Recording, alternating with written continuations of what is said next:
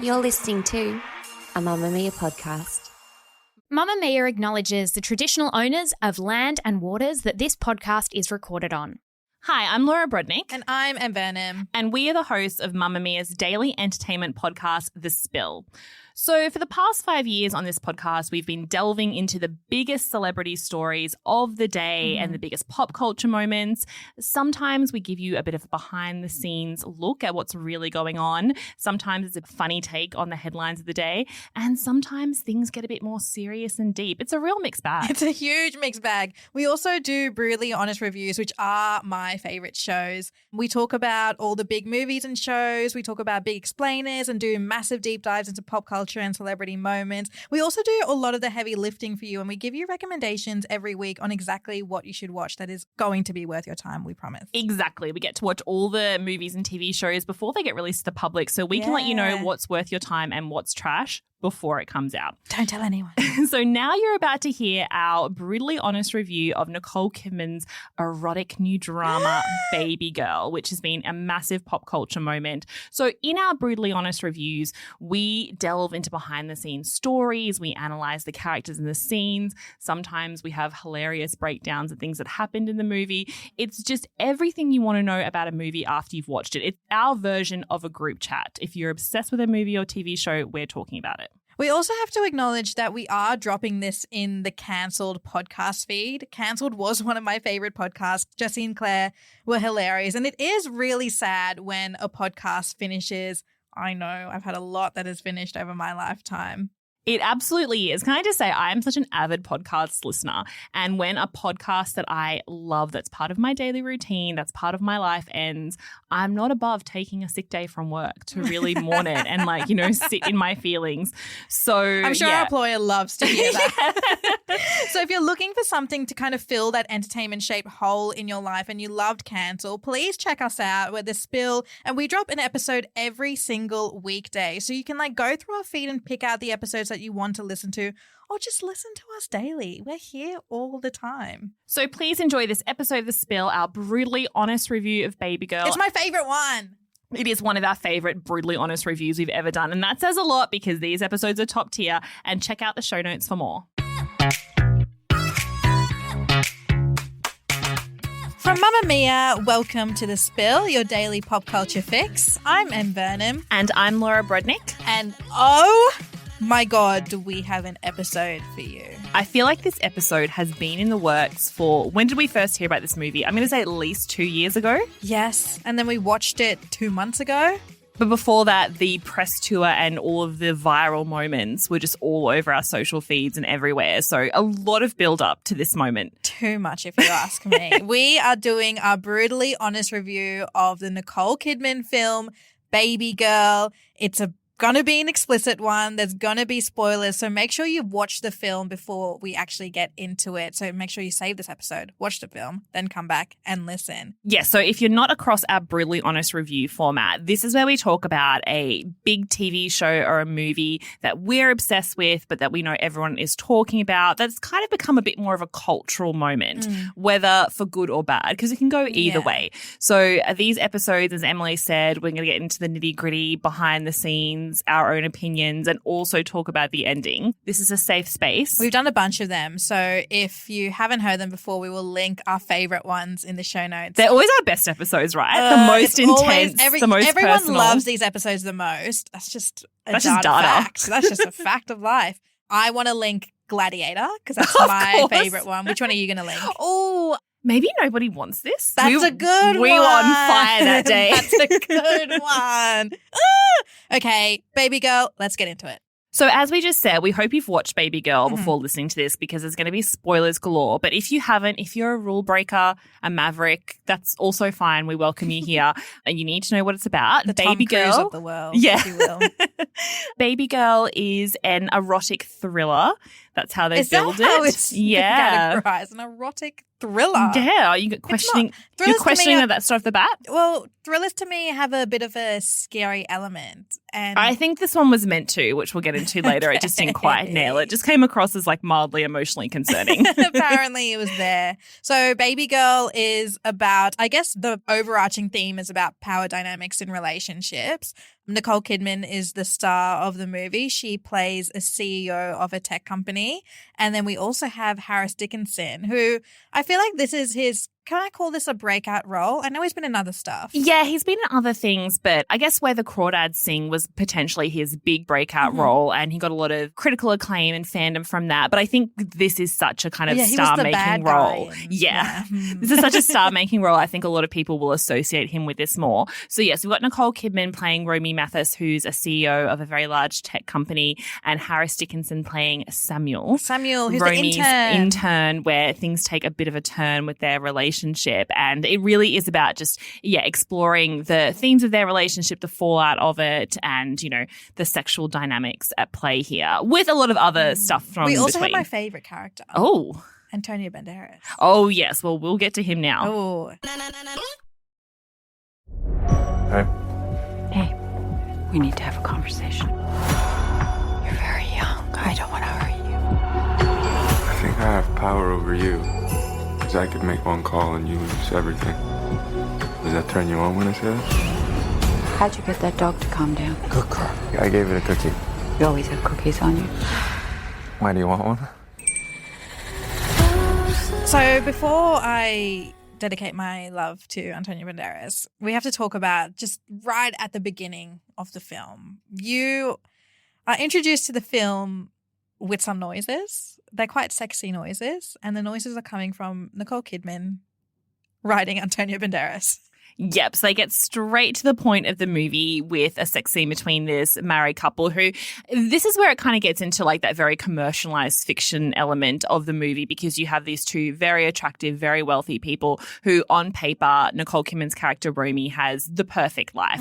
She's got this hot husband who adores her. She's got two teenage daughters that she is like trying to be a very doting mother to. They've got that beautiful city apartment, like townhouse, plus the very elegant country home they go to on weekends. That was a big part that confused me. Oh, really? Like, I thought it was the same house, the same, like, every single scene. No. And I was like, I'm very confused on why she's, like, suddenly a tech CEO, but she lives in the wilderness. No. That's very rich city people to have a country rich that home. They're able to go to their country home like nearly every day. Yes, and she's very successful with running her business while also having this family life. So on paper, it's all like perfect. This is what every woman should have. And then quickly you learn what's happening behind the surface. And I think what's really interesting at this movie is just, I guess, the overall setup of how it's really shot through a female lens. And so much of that comes from Helena Regan, who is the director, writer, and producer of Babygirl. If you're not across that name, she's a well-known actress and filmmaker, but this is only her second English language film, and her first one was the incredible movie, I cannot recommend this enough if you haven't seen it, Bodies, Bodies, Bodies. I haven't. You haven't seen it? Oh, no, I'm excited for you. No, well, it's and this is where the thriller comes in. Bodies, Bodies, Bodies is this incredible, like, subversive take on the thriller genre. Okay. But is incredible. Okay. I think, no, you would really like it. You would love the cast. Like, it's so good.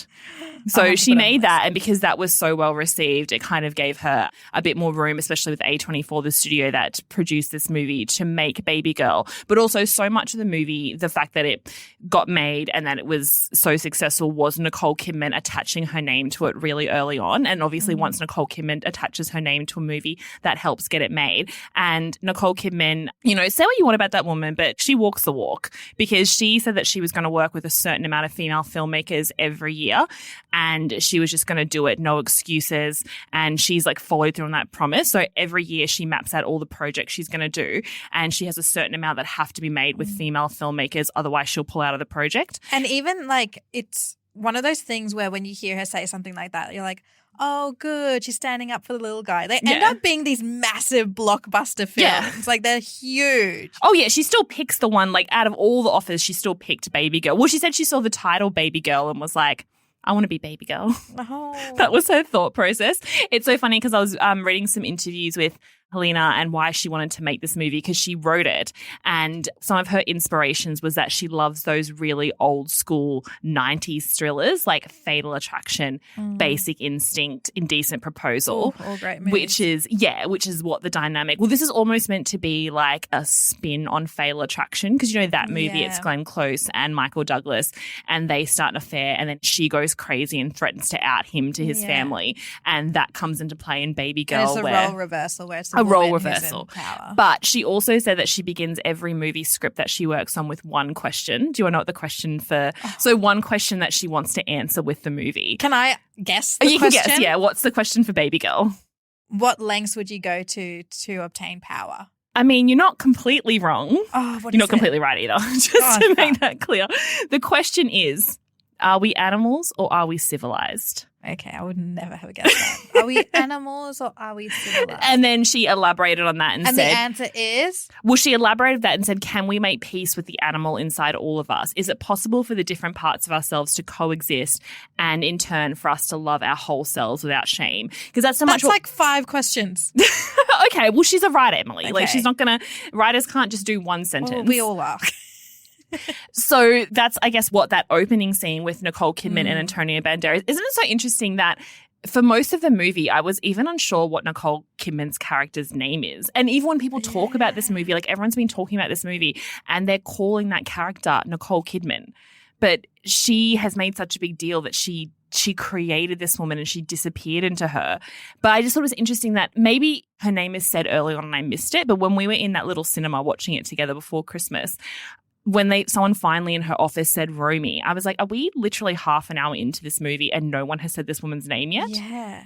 Is that meant to be like a whole thing of like she's just become like she's all these things to people but no one actually says her name? Or did they just say her name and I missed it? Or are we just thinking of her as Nicole Kidman? They did say her name, but I remember when I heard Antonio Banderas, his character, whose name I've also forgotten, say her name, that was the first time I remember being like, oh, that's her name. Oh, her Which name. is also the same thing I thought when I watched Night Bitch.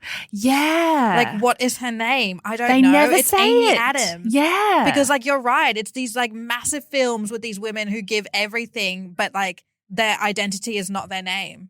It's everything else. Yeah, that's so interesting. So Antonio Banderas' character is named Jacob, just FYI. But also but we've heard Jacob a lot through the movie. Yeah. So we hear that a lot, but we also think of him as Antonio Banderas. And his casting is really interesting because they cast him because he is this really attractive guy, even like as he gets older, like he's aged into still looking very like conventionally attractive. And he has that like charisma with which everything he's been in, like every movie, even like him in interviews and stuff. He's the kind of man who looks like he would know how to have a good time with a woman. Yes. Like he has that charisma, even in freaking Spy Kids. Yeah. Let's settle this the old-fashioned way.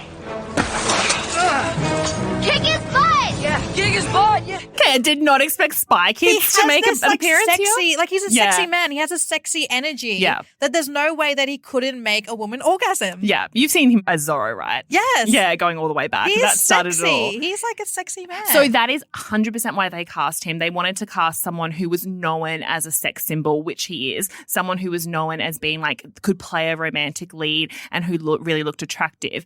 And they wanted to show that Nicole Kidman's character, Romy, can't orgasm with him, even though on paper he's the perfect guy. So they wanted to show, like, because they didn't want people to look at the movie and be like, oh, if she had a more masculine man or a more handsome man, like that's why she's not orgasming. Antonio Banderas is like the first one. And they up wanted there. to say, at the end of the day, it's your animal instinct, it's the mental side, it's your desire. So I thought that was, once you have that context of like, oh, he's there to show that like sexual chemistry and sexual pleasure for a woman can't just be linked to what a man looks like, which I thought was really interesting. And I like in that beginning scene as well, like the juxtaposition between the two orgasms that she has. So the one that she has with Antonio, which is now we know is a fake orgasm, sounded real. It's like the orgasm that you hear a woman would make in like a pornography or something like that. And we're like, okay, she had a great time with her husband, it's fine. Yeah. And then we see her creep out and masturbate. And the sounds that come from that orgasm that when she's masturbating is like the most guttural sound. Yes. The cinema was shaking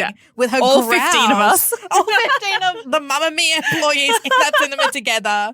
Definitely like something that other workplaces I'm sure don't do as like an after work activity. You guys don't go and do that after work with your boss, the owner of your company sitting behind you? But it was like literally the first 15 seconds of that film made me fully understand when she said, I'm so tired of orgasming in those interviews. I'm like, I get it now. And we're only like 2 minutes into the whole movie. Oh, yeah, because she really went viral for that in like a way that was helpful for the movie because it made people more excited to see it. But if you watch that full interview, she's not trying to be like sexy or playful when she says that. She's talking about how physically demanding the role was and that she just had to simulate so many different types of orgasms in such a physical way. Like that scene where you see her having the real orgasm where she snuck off to the study and she's watching that like dominant submissive porn and like lying face down, and you see her whole body like jerking and she's screaming and her shoulder, and you can see like the tension. And she has to like bite into her arm because she can't be too loud. And like the tension of even how she's like kind of like rolling her neck to side trying to like trying to orgasm. Possessed. But yeah, and I was like, Nicole Kidman really, that's the thriller element right there.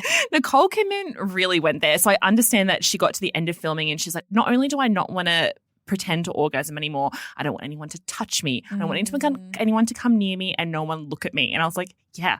Fair. Do you know she was saying she got so into character playing Romy, which again, this is why I feel bad that everyone's calling her Nicole Kidman, not Romy. She got so into character playing Romy that she said she was walking like her, she was like moving like her, and they were filming on the streets of New York, and she was so in her character as Romy of like, I've got to get to work, I've got to do this, that she hailed a cab that wasn't part of the movie set from the street they'd closed down, got in the cab as Romy, gave like directions to Romy's office, and the cab driver's like, oh, okay, and drove away, and production had to rush after and be like, Nicole, that's not part of the movie, that's not our cab, you're in an actual cab. God, that's and she was funny. like, I was just so in Romy's character. God, pour one out for Keith Urban.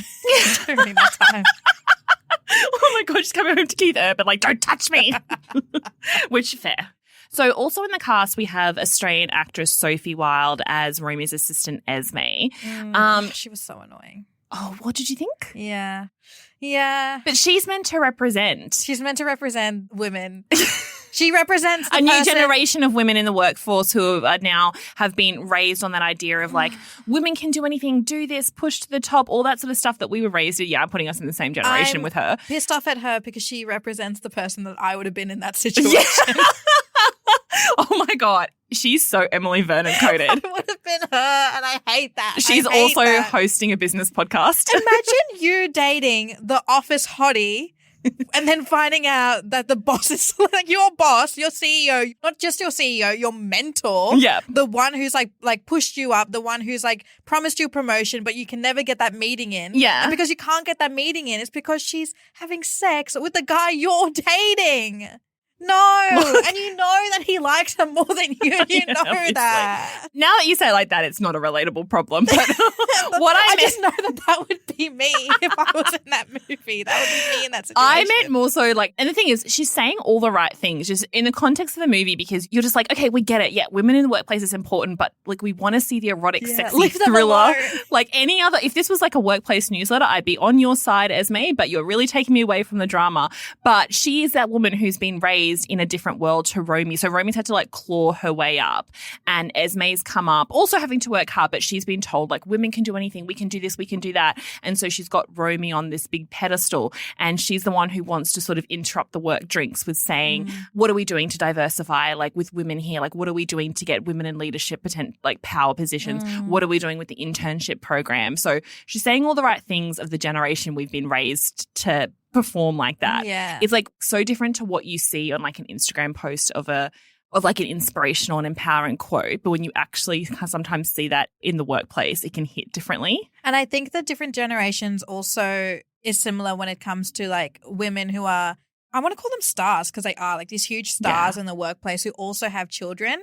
Because when you have children, like your work is not your entire life anymore. And then there's like these other like younger women coming in who don't have children, who are like living in the city, who live like 5-minute walk from work, who are able to go to after work drinks and stuff, who make work their entire life. Yeah. So when you're having these conversations, they're not as important to each woman. Yeah, exactly. And I feel like that's like, you could see that happening in the conversation where Esme is just like, I want my promotion. I want my promotion. Like every meeting she's talking about herself and like you can see that Romy's mind is just somewhere else. Like our mind as well. We're like, Esme, shut up. Yeah. You'll get it, girl. Just not right now. Like leave us alone. It's interesting because when I heard that Sophie Wilde, who is one of the most exciting actresses to come out of Australia in the last few years, like some of the performances she's done are completely groundbreaking. The roles she has coming up are really exciting. Like she's going to be like a Margot Robbie level famous in a couple of years from Australia. And so when I heard she was in Babygirl, I was like, oh, that's so exciting for her. Like her and Nicole, two Australian gals. And then when I saw her performance, I was like, oh, is it almost wasted that you've got Sophie Wilde in here? Because when you're actually watching the movie, it feels like maybe a bit of a nothing role. But the more I thought about it, I was like, it's actually good to have an actress of her caliber in that role, because it could have come off as very one-dimensional, like complaining work woman, whereas she gives an extra depth to it. Like the look on her face when she realizes what Samuel and Romy are doing. Like you see it all go through her eyes of like realizing it, being horrified, and then like making a decision. And that's all just done through Sophie Wilde's face. So and like it feels I think like you did need her in it. Destroyed her life. Yeah. Like I feel like when I saw that scene in particular, I saw like everything that has happened to her like up until that moment, because I feel like every young woman, like a professional young woman, would have experienced it. Like there's been times where I've been in my career where my manager or my boss, I think about them 24/7. Like I'm at drinks with my girlfriends and we're talking about how to have that next conversation with them and talking about how to ask for a pay rise, and they're just like infiltrated your life in every single like little pocket. And I know that my manager only thinks about me when she sees me. Yeah.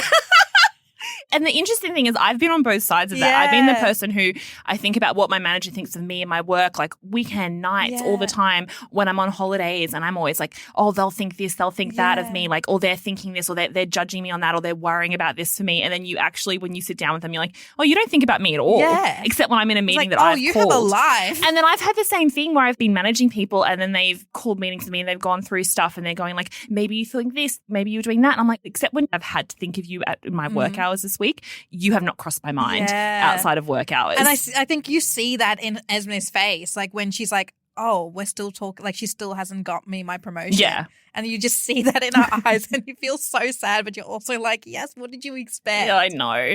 Oh, I did not expect to take away workplace politics from this movie. And I'm sure people who are listening to the podcast, that's not what they're after, but that's what we got. That's what we got.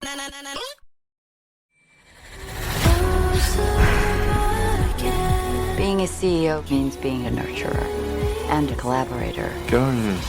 No. What? Is that what you want? I have these fantasies. What do you mean? It's about giving and taking power. Say it. Okay. I won't do. I will do. Whatever you tell me. Say it again. I'll do whatever you tell me to do. Good girl. Other really interesting bit of casting before we move on to the sexy scenes is that Romy's daughter Isabel, the other daughter doesn't really get much airtime, that's fine. Romy's daughter Isabel. Yeah, the mean one. Yeah, well, the more complex one who's going through something, cheated on her girlfriend, and then just kind of holds a mirror up to some things that are happening in her mother's life. And they share a blunt in the kitchen, which is quite nice. Is played by Esther McGregor, who is Nepo baby. Yes, a Nepo baby who, you know, has gotten this role through her father, who is Ewan McGregor, who very infamously starred with Nicole Kidman. Oh, he could have been the husband in Moulin Rouge. No, he doesn't have it. It had to be Antonio. And again, she's great in this role, Esther McGregor, and I think she's a really interesting actress, but it was a big part of the movie's promo. Nicole brought it up all the time. That was Ewan's daughter who was playing her daughter, so it was this kind of big circle moment from Moulin Rouge. And, you know, whenever any publicity information came out about the movie, it was always like Esther McGregor, daughter of Ewan. So it gives her like a bit of extra promo to be in the movie, but she was great. She was good. Okay, so we need to talk about the moment where Romy and Samuel meet for the first time, which is on the street with the dog. Thoughts? I forgot about that. Did you? Well, that's such an important part of the movie. Yeah, it is actually, now that you mention it. I was thinking of when she was introduced to him as like the intern and like, they lock eyes. No, the dog part was weird to me. It's almost too like meta in terms of like it just hits you over the head with the premise of what's to come in a way that's almost too heavy-handed. Yes. Like he's taming this dog and the dog submits to him and she's looking at him and being she's getting turned on by it. Yeah. Like, it's crazy. I do want to say that like she did what I felt like we were all thinking, because I don't know how he acted that way, but like in the whole dog scene, he knew what he was doing without even realizing it. Yeah. Like he obviously recognized her because he's like, I'm about to work for that woman. Yeah. And then he just saw something in her eye and then like gently started like patting the dog and got really quiet. And the treats in his pocket. Because, like, after that whole situation, she was taken aback because she nearly got attacked by the dog. And then you see them formally meet as, like, with the group of interns. And then she approaches him in the kitchen and she was like, how did you get that dog to come down? And he was like, I had treats in my pocket. Do you want one? And I was like, oh. And that's where it started. And that's where it starts. And he knew he got her in that moment. Yeah, that's where the power dynamic between them starts to shift.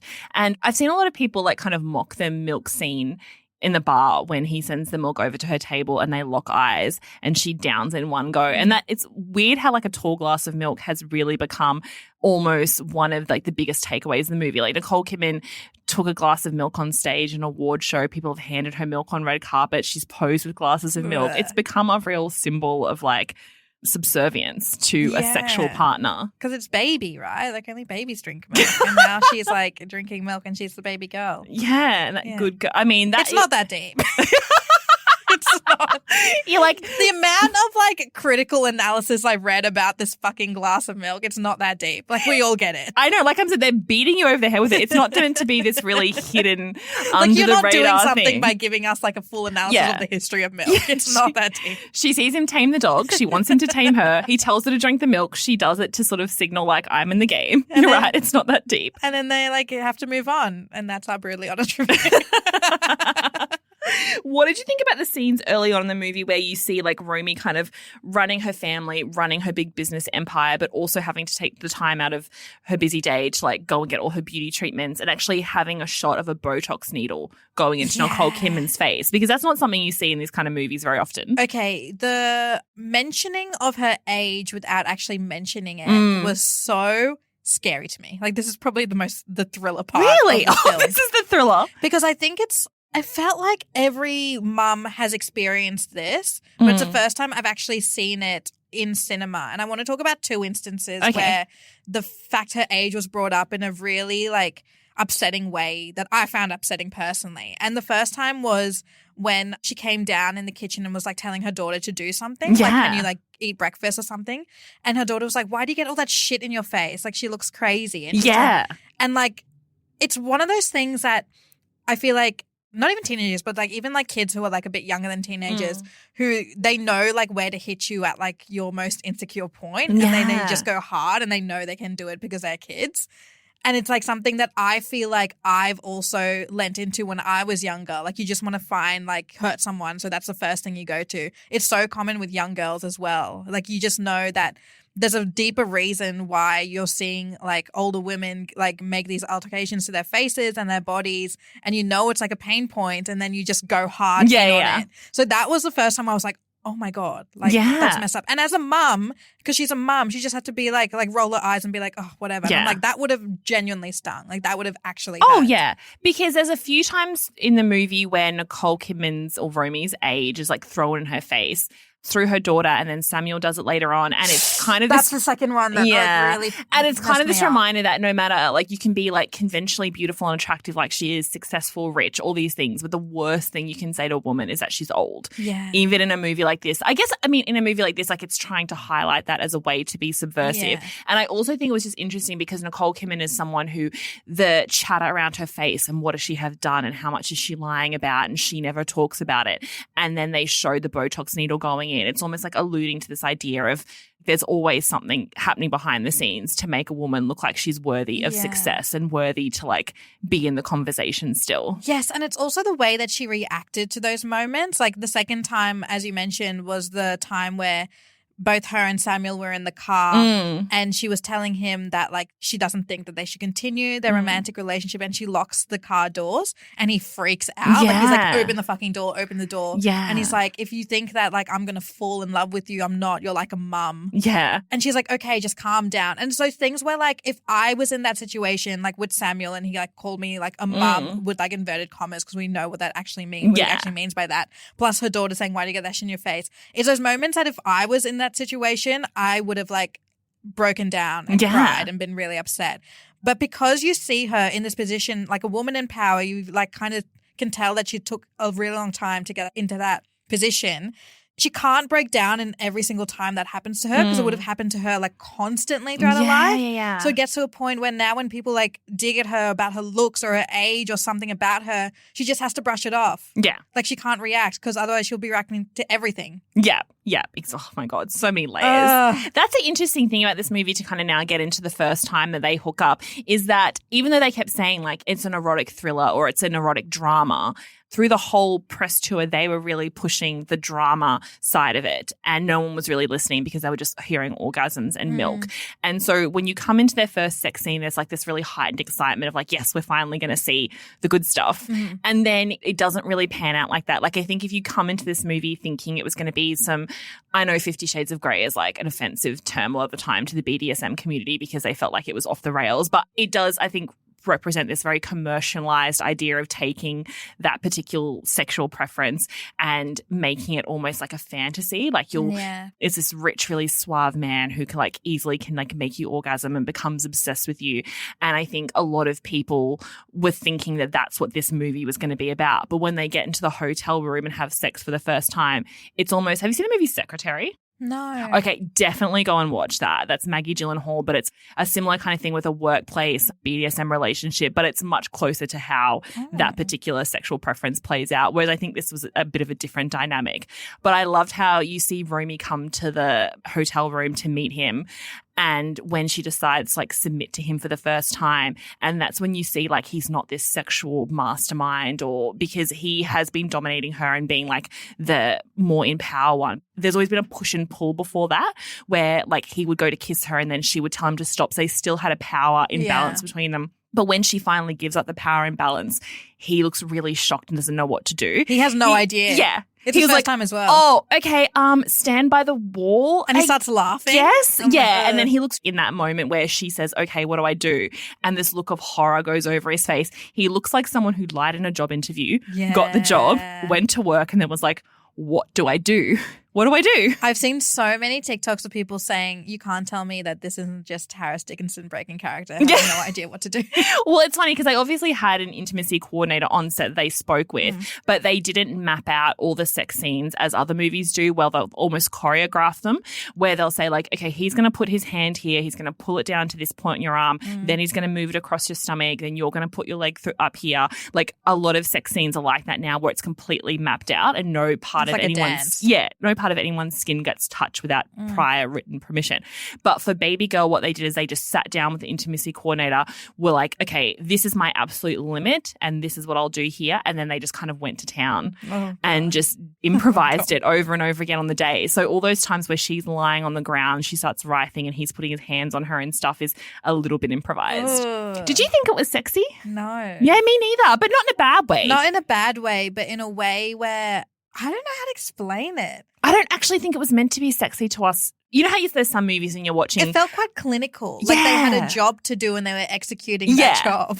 Again, the people in the movie never billed this as the sexiest movie of the year or anything like that. The audience did that from the little snippets we were getting, which is fair because they were showing the sexy stuff to get people to come and watch it. But it was so funny. There's so many movies where you watch these really like fantasy sex scenes and you're just like, fuck, I'd love to be involved in that. And then you're watching Babygirl and you're like, oh no, I would die before I go into that room with either one of them. But it's so interesting to watch. And I think that was very much, that's what they wanted. They wanted it to be this exploration of who she was and they're doing it through sex. But it's not meant to be sexy. You're not meant to wish you were there. Yeah, you're meant to like see, I think you're just meant to experience like her trying to figure out like her kink basically, which I feel like should only be private. Like you should only like figure out your own kink in your own time and not bring us along with your journey.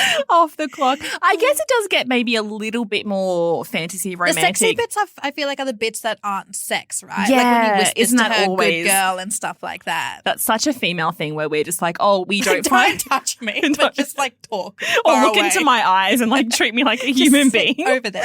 Yeah, that's such a female thing to be like, oh, I'm not sort of getting super turned on. Obviously, like everyone's different. Like happy for her. Yeah, happy happy for her. She's achieving her dream. Exactly. But those first moments in the hotel room or later on where they have these like little forbidden moments and stuff like that. And he danced. I didn't like that. I didn't like the dancing scene. That's supposed to be his like sexiest, most humanizing moment. What would you do in that situation? I mean, I would obviously You're laugh, sitting down but I'm the wrong and a man person. starts dancing for you. I mean, it depends how many times we've had It's wild not even sex, like right? a Everything's lap dance. different. He's just like in his own little world. Everything's different when you're in a sex haze, though. That's true. Like we're sitting there watching the movie with our colleagues, like, and someone's eating popcorn, so we're not going to have that moment. But I think the most like romantic scenes are like when they're like in the hotel rooms together later on, and she's feeling so like fulfilled because of all the orgasms she's finally having through sex that she's never had before.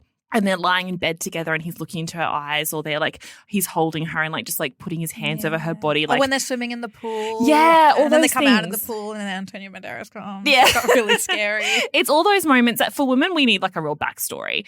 And obviously I know men and women watch porn in equal measure, but I think a lot of the time with men, like when they watch porn, they just need to kind of see the act itself. Whereas women are like, oh, but what's the backstory, or what's this person doing, or this particular type of stuff for it to work for you. And I think you see those two different elements in the movie. Yeah. One thing that I thought was really interesting was when Antonio Banderas catches them and then him, what's his name? Jacob.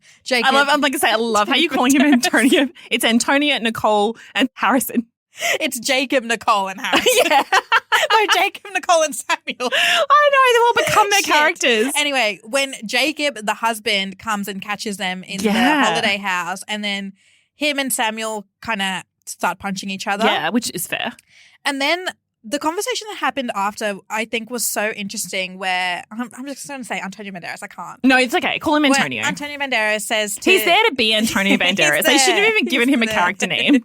When Antonio Banderas says to Samuel, do you not see she's taking advantage of you? Yeah. Because I feel like we never see that in the heated moment. Yeah. And I think it comes with the role reversal. Like you could tell that Antonio Banderas, instead of being like extremely angry at her straight up, he actually really thinks there's something wrong with her. Yeah. And he's telling this young guy, like, she's taking advantage of you. Get out. Like, go. And that only ever happens, like, well after, like, either well after where they've, like, come to terms with it, or, like, if it's, like, a woman and then she just becomes friends with the person her husband's having an affair with, and then they try to get back at him. Like, this is the first time I've seen where, like, both these men see Nicole as something to, like, look after or fix. Yeah. That they don't put the blame on her.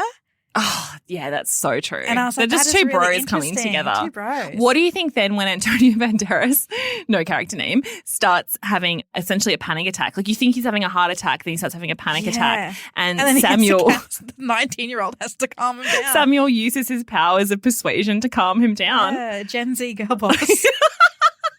That's so funny because the camera flashes to Romy. She looks concerned when she thinks he's having a heart attack, but when she realizes what's happening, that woman gets the ick so bad. Samuel's like, you know what? Everyone in my generation has one of these. You're good. Yeah, she gets the ick so badly. She's like, oh God. Yeah. Now my like situationship has to like deal with my husband. Yeah, so and he's having a panic embarrassing. attack, and she's like, I just Now he get knows me what out my of here. life is like. Get out of here. I thought that was really interesting that they left that in there. Yeah. Not that they did it in the first place, because it's true. You see, like, Antonio Banderas is meant to be, like, this big honcho, like, successful man with, like, the beautiful family. And he, like, fully breaks down in that scene. Like, he can't understand, like, how his life has gotten so out of hand. Yeah. And I think that's interesting because there's so many movies where you see the husband finds out the wife is having an affair and he gets violent and angry and sullen. It's not very often that you see the man have that very emotional, physical response, which is very realistic. But I think it also comes with a power dynamic, right? Because everything I've seen where, like, the wife has an affair, it's because the husband's constantly working and she's not getting attention. Whereas, like, now it's like, how could you possibly have had time to do this? Like, how? Yeah, he actually has a logistics question. He was like, how did you fit this in? Yeah, and I think that reaction from it just kind of made more sense than the full anger and, like, who is he? And get out of my house. He's just, like, fully breaking down as, like, the family man who's trying to keep it all together. Oh my gosh, what a scene. Where Antonio Banderas stands here. Yeah, I hope that man's okay. And to finish off, what did you think of the ending? Because I'm really in two minds about it. On one side, I felt it was a bit meh. I thought it was a bit of a cop-out in some ways and a bit like very like a fantasy element of like this woman's feeling unfulfilled in her perfect life and she goes off and have a wild fling and then she goes back to her happy marriage, taking with her the lessons of the fling and everything is perfect. That's how at first I was like, that feels like a bit of a cop-out to have everything tied up so neatly in this perfect little bow. Like this is a little Hallmark movie when you were trying to be subversive.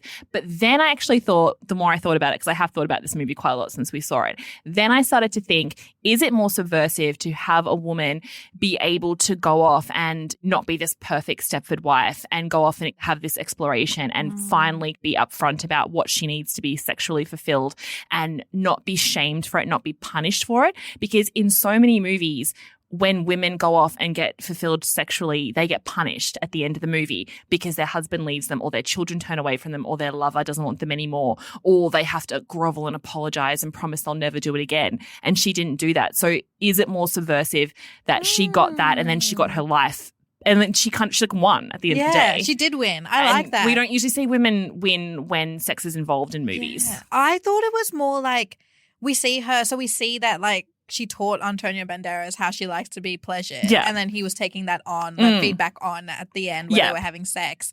But I saw it in a way because do you remember like in those like in-between scenes, she was trying like some really hardcore therapy, hypnotized like sessions of trying to like go through what happened to her as a child to try to figure out why she's so obsessed with a specific kink. Yeah. And I thought that was a way of telling to us like she'll never will be sexually satisfied. Yeah. Because she'll always want something more and something different and something more unusual. Because like in that end sex scene with Antonio Banderas, you can still see the uncertainty in both of their faces. She does like orgasm. We hear that guttural noise.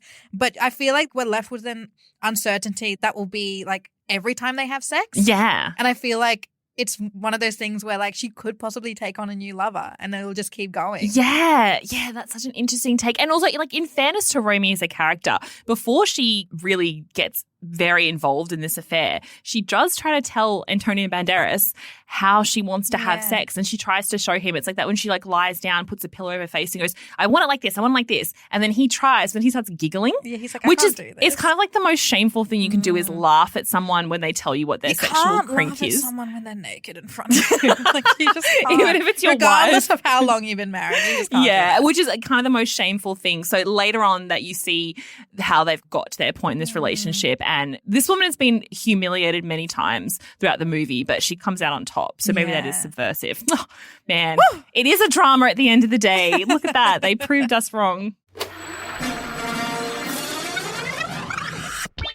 The Weekend Watch.